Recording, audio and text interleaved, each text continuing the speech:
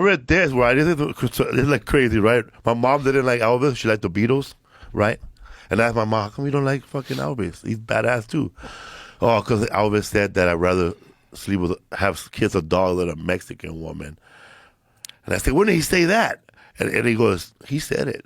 Then I found out later on when I went in a rabbit hole, it was a colonel. The colonel spread that.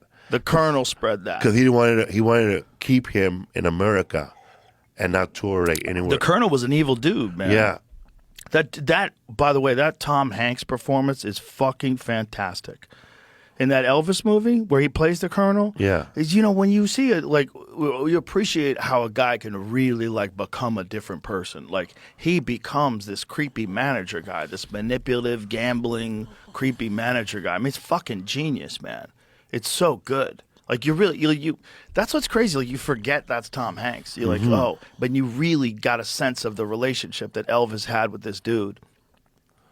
Because those guys that get crazy. Look, there's famous, and then there's Elvis famous in the 1960s, and you don't even understand what that means.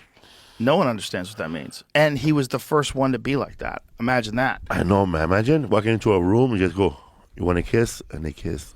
But just imagine just trying to navigate life as a human being, and you're literally the most desired person to be around alive. Like, you can't walk down the street. People scream and they cheer and they run at you. Women faint, they cry. And there's never been someone like that before. That's what's crazy, because this is the first time you've seen a guy on television, and he's on television shaking his hips. And so they go crazy. No one ever done that, huh? No. You never had a pop star on TV shaking his hips like he's fucking?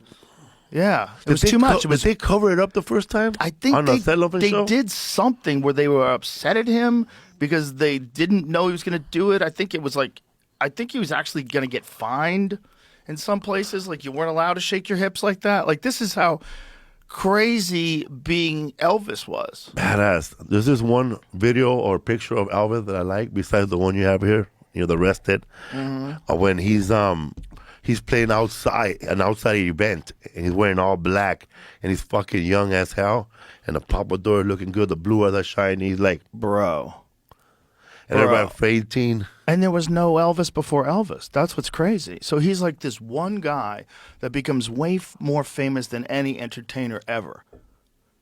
And then he's got an evil manager. And then he's doing pills. And then he's just living in paranoia. And the whole world don't make any sense. Nothing makes any sense. It can't make any sense. You have no peers. You have no one around you that's like you. No one around you that can understand you. And you're being protected by some guy who's like siphoning money from you. He was doing shit little gigs, right? Like, he'll do like a 2-hour show and then leave, go do another 2-hour show somewhere else. Well, I think he got into a financial bind, right? Oh. Wasn't that a part of the movie? And then he got that Vegas residency. Bro, the Vegas residency is probably convenient because you don't have to go anywhere. You know where you live. You know where the gig is. Like, Carrot Top seems to like it, but I don't think I could do that. But if you're a musician, though, like Elvis, it's great. Yeah. Oh, yeah. But even, like, comics can do it. A lot of comics do it. You know, I just don't know about living in Vegas. I lose my mind being in the same place 7 days a week, 14 shows. The people that live outside of Vegas love it, though. If you live like in like Henderson or some of those places, like, they're very, very nice places. But it's still, you're still connected to this place where people go to get psychotic. Like, you know, there's some weird energy about that. Listen, this is not a knock on Vegas. I love Vegas. Look, I love New York City. Ari fucking loves living in New York City. I can't live in New York City. I can't handle all that. I got to get the fuck away. Some people love it. Everybody can love everything, but it just seems like that it's like Vegas is a uniquely crazy place. People go there specifically like, we're gonna go to Vegas. It's like, it's in the title of the state means craziness. You went Vegas. Every day, probably like 50,000 people show up. It's every day. And then you got rodeos coming into town and UFC fights coming into town and fucking concerts. Raider fans. It's a fucking wild ass town. I love being there. I just don't know if I could live there. It seems like it's almost a little too crazy. Skimmed through the so whole... this is Ed Sullivan Show, 1956. This is the only time. This is the first time his hips show up on the screen. is 10 minutes into this. Yeah, he was I'm wiggling his dick too much. That's all he was doing, though. That's a lot, Jamie. What do you mean? That's all he was doing. That's offensive. After this aired, they said they wouldn't air him from the waist down anymore.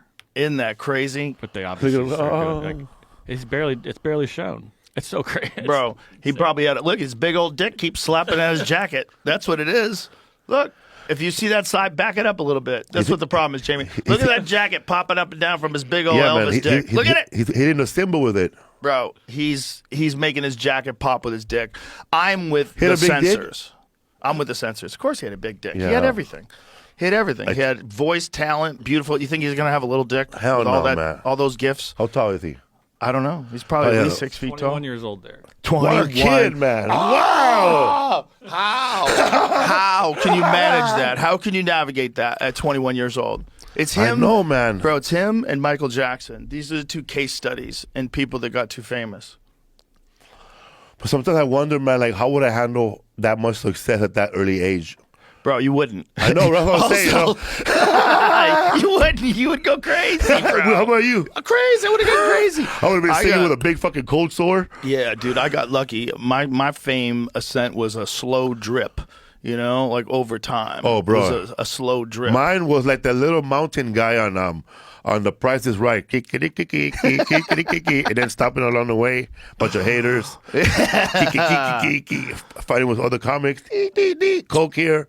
Yeah. Hanging around at El Compadres too long with Joey Diaz. El Compadres is a spot.